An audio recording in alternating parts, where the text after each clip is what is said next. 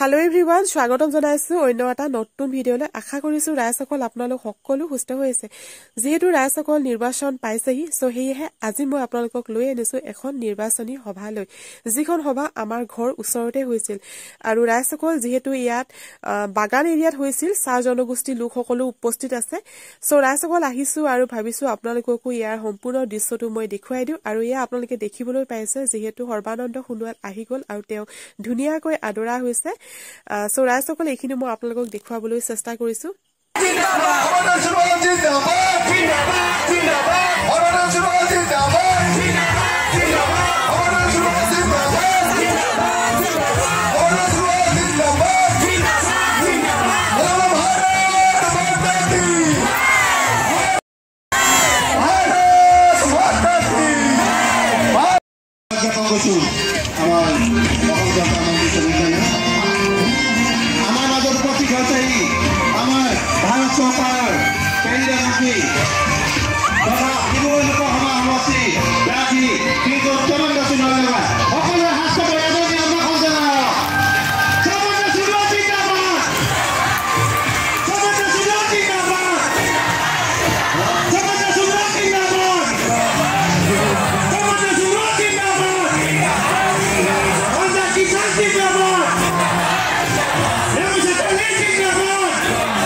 আৰু এয়া ৰাইজসকল মই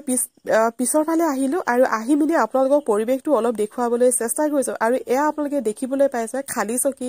মাজতো আছে বহুত খালি চকী ইয়াৰ মূল কাৰণটো হৈছে ৰাইজসকল যেহেতু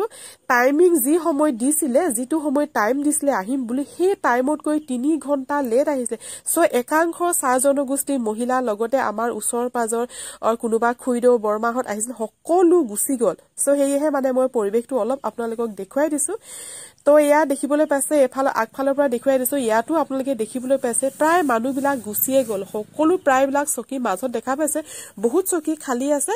সো এইখিনি মই আপোনালোকক দেখুৱাবলৈ বিচাৰিছো আৰু লগতে ইয়া দেখিছেনে যেতিয়া সৰ্বানন্দ সোণোৱাল আহিছিল মই পিছে পিছে যেতিয়া গৈছিলো ফুলখিনি মানে মোৰ মাথাটো লাগিল সো ইয়ে এতিয়া মই ফুলখিনি সাফা কৰি আছো আৰু খন্তে সময় পিছতে ৰাইজসকল সৰ্বানন্দ সোণোৱালে ভাষণ দিব আৰু সেই ভাষণখিনি মই আপোনালোকক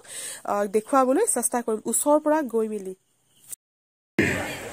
সম্মানীয় জনপ্ৰিয় সাংসদ সদস্য ৰামেশ্বৰ তেলী ডাঙৰীয়া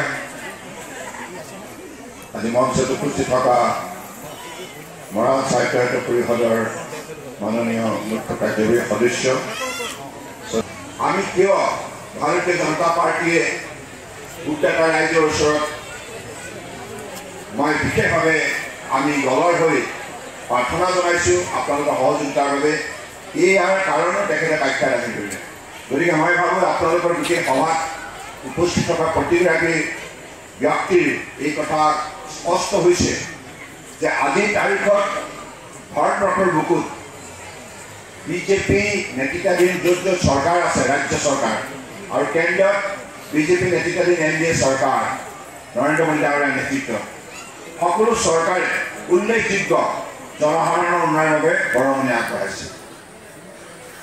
সঠিক সময়ত সঠিক নীতি গ্ৰহণ কৰিছে সঠিক পৰিকল্পনা প্ৰস্তুত কৰিছে আৰু সঠিক আঁচনিৰে আজি সমাজৰ প্ৰতিটো শ্ৰেণীক আঁকোৱালি লৈছে প্ৰতিটো শ্ৰেণীক সামাজিক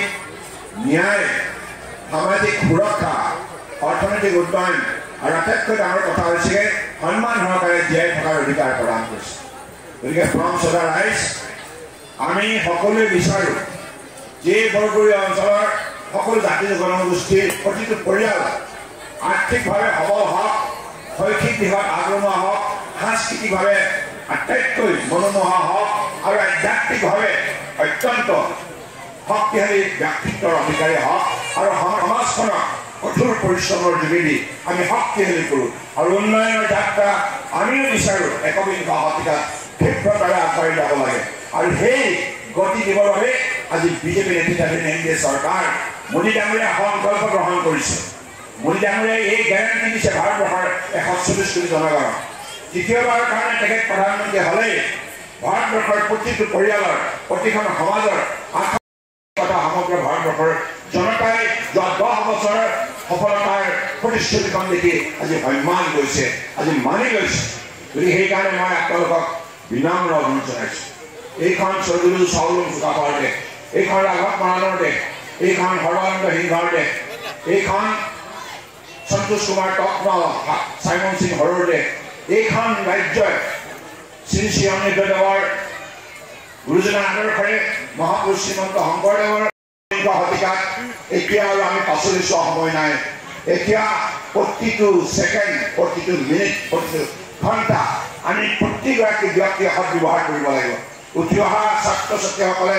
তেখেতসকলৰ প্ৰতি শিক্ষাৰ যোগেদি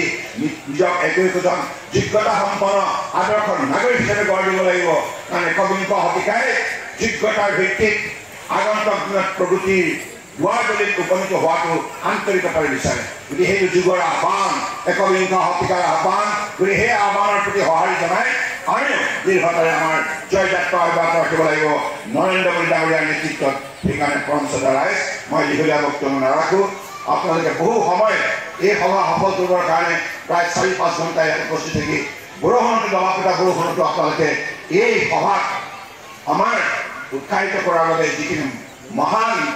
আপোনালোকে মানৱীয় অনুভূতি ইয়াত প্ৰদৰ্শন কৰিলে আৰু আপোনালোকে যি আন্তৰিকতা প্ৰদৰ্শন কৰে তাৰ বাবে বৰগুৰি অঞ্চলৰ প্ৰতিগৰাকী ব্যক্তিৰ শীৰ্ষণত মই গভীৰ কৃতজ্ঞতা জ্ঞাপন কৰিছোঁ আৰু এইখন সমাজৰ প্ৰতিগৰাকী পিতৃতুল্য দেউতা মাতৃতুল্য আই শ্ৰীচৰণ মই কোটি কোটি প্ৰণাম জনাইছোঁ আৰু আমাৰ সৰ্বসাধাৰণ ৰাইজৰ শ্ৰীচৰণকে প্ৰণাম জনাই সকলোৰে আশীৰ্বাদ বিচাৰিছোঁ আপোনালোকে আশীৰ্বাদ কৰিব যাতে আপোনালোকৰ সহযোগত অহা 19 এপ্ৰিল তাৰিখে ৰাইজে পদুমৰ শ্ৰমিক ভোট এই আহ্বানক জয়যুক্ত কৰে আৰু জয়যুক্ত হোৱাৰ পাছত সকলো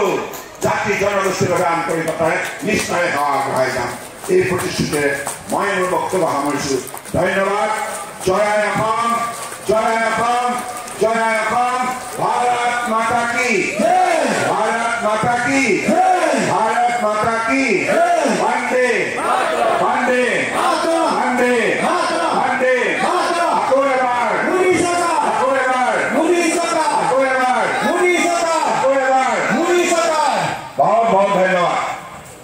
বহুত বহুত ধন্যবাদ থাকিল সো ৰাইজসকল আজি ভিডিঅ'টো চাই কেনেকুৱা লাগিল মোক কমেণ্ট কৰি জনাব ভিডিঅ'টোৰ বিষয়ে যদি কিবা মন্তব্য দিব বিচাৰিছে সেয়া মোক কমেণ্ট কৰি জনাব প্ৰথমবাৰ যদি মোৰ চেনেলটোলৈ আহিছে প্লিজ মোৰ চেনেলটো ছাবস্ক্ৰাইব কৰি ৰাখিব কাৰণ এনেকুৱা ধৰণৰ ভিডিঅ' মই আপোনালোকৰ মাজলৈ প্ৰস্তুত কৰি থাকোঁ তো ঠিক আছে ৰাইজসকল আজি ভিডিঅ'টো মই ইয়াতে সামৰণি মাৰিলোঁ আজিলৈ বাই বাই